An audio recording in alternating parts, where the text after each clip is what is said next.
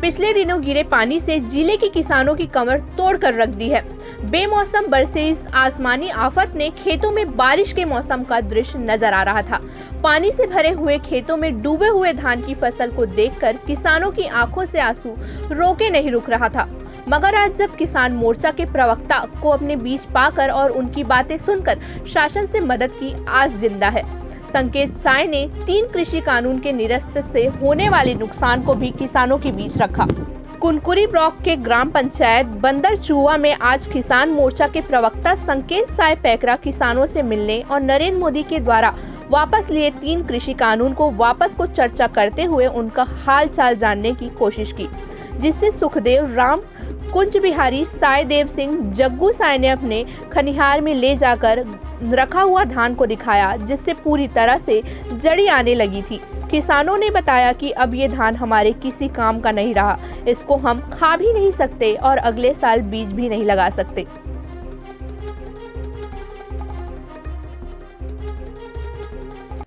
Sir हम लोग तो बताएंगे सर, देख रहे हैं आप ना, देख रहे हैं गरीब आदमी है, किसान आदमी है, तो हमको शासन तरफ से कुछ राहत मिल सकता है आप ही लोग के माध्यम से। और क्या बोलेंगे? पानी कितना गिरा आपके यहाँ? बहुत सारा पानी कम से कम 18-24 घंटा हुआ सर।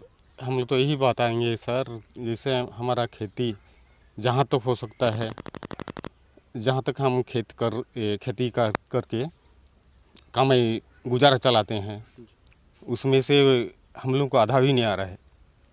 तो हमें शासन प्रशासन से भी हम लोग को कोई राहत मिले। अभी कुछ दिनों पहले हमारे क्षेत्र में बेमौसम बरसात की मार हुई। ये बेमौसम बरसात हमारे क्षेत्र के किसानों के ऊपर चौतरफा मार है।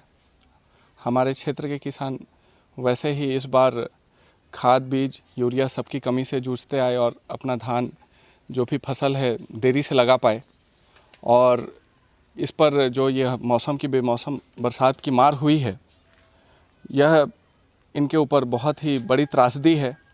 आज खेत खलिहानों में ही इनके धान फसल अंकुरित हो गए हैं, जिनका कोई उपयोग नहीं है। इन्हें ना हम भोजन के रूप में उपयोग कर सकते हैं, ना ही आने वाले भविष्य में बीज के रूप में इस्तेमाल कर पाएंगे। और मैं अपने प्रदेश के मुखिया भूपेश बघेल जी से निवेदन करना चाहूँगा कि अपने संवेदनशीलता दिखाते हुए हमारे क्षेत्र, हमारे प्रदेश के किसानों का एक एक दाना खरीदने का कष्ट करें और इस विकट परिस्थिति से इन्हें निकालने में मदद करें। आज क्या होगा? बेशक इस कृषि कानून के वापस लिए जाने से देश की सर्वाधिक जनता को नुकसान होगा। इसमें हमारे जो देश के किसान थे, उनके लिए प्रधानमंत्री माननीय नरेंद्र मोदी जी ने पूरे देश के द्वार खोल दिए थे, जिन्हें अनचाहे रूप से ही कुछ दलाल किसानों के द्वारा दबावपूर्वक वापस लाने के लिए मजबूर किया गया।